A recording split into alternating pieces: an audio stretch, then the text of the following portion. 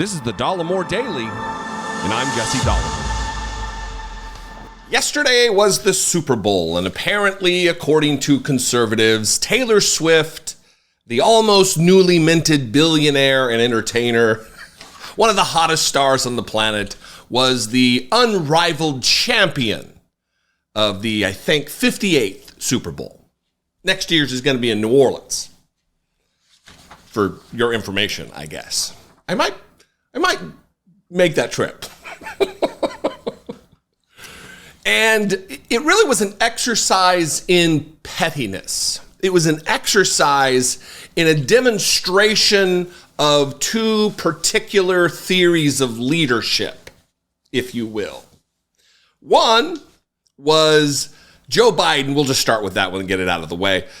In a kind of an unexpected yet very funny play, leaning into the conspiracies that were brought forth by conservatives surrounding the Super Bowl, that Taylor Swift was some kind of a deep-rooted conspiracy to rappel down onto the field or parachute onto the field and declare her endorsement for Joe Biden during the game. This was what they were saying.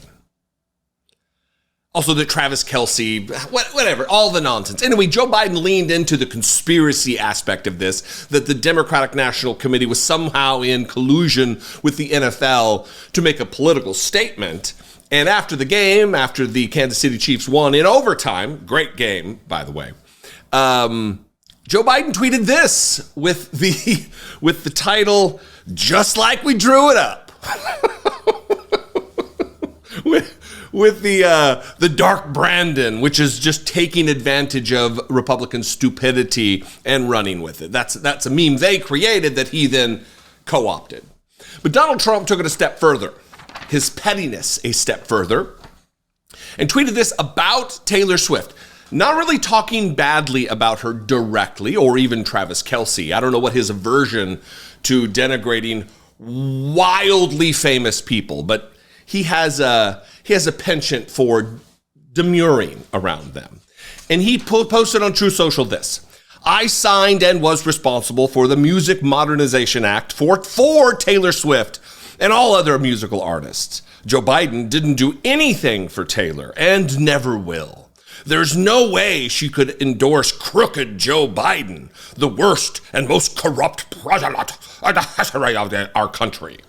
And this is the part that really gets me, and be disloyal to the man who made her so much money. Besides that, I like her boyfriend Travis, even though he may be a liberal and probably can't stand me."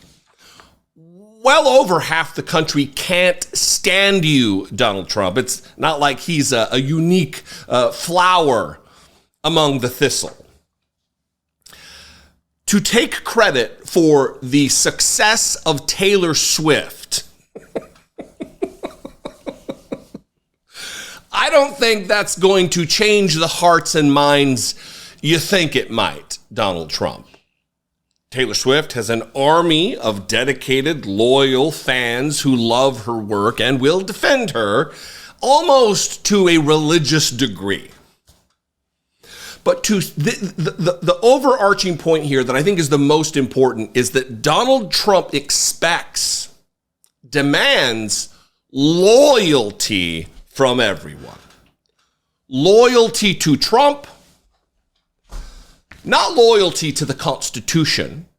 To go against Trump is treason against the United States in his little brain. He demands loyalty from an artist, from a singer, from a pop star. If he demands loyalty from Taylor Swift, what kind of loyalty does he demand from you? Does he expect from you? And to what length will he go to ensure he gets that loyalty, or at least feigned loyalty? To Donald Trump, fear is respect and love and adoration, not fear. He wants that fear. This is gross and weird, and it really is it's an open window into the mind and soul of Donald Trump, if if he has one. I don't know that I even believe that those things exist. Certainly not a mind on Donald Trump. But this isn't just a goofy post on True Social. This really is a window into what he has in his head relative to how he will govern in a second term. He got a taste for the power in the first. He got a taste for what is on the table, what he is capable of, what is the power that is at his fingertips as president of the United States. And because of the network of idiots and fascists that he has surrounding him now, they're going to amp it up. They've already talked about it with Project 2025. It's going to get worse if indeed we succumb to the demands for loyalty. Again, and how there's no way she could endorse crooked Joe Biden, the worst and most corrupt president in the history of our country, and be disloyal to the man who made her so much money. What do you think? I'd love to know. You can call, leave me a brief voicemail, 714-576-4054. Of course, you can email me, as always, daily@dollemore.com. I would absolutely love to hear from you. If you appreciate what I do and you want to help support the work, click the join button below. Become a channel member. See what's involved. Hit the super thanks button. Go over to my Patreon page. Even better, patreon.com/IDoubtIt podcast. Hope you had a good weekend. Follow me on social media. I'm at Dollemore everywhere, and I will see you next time. Until then,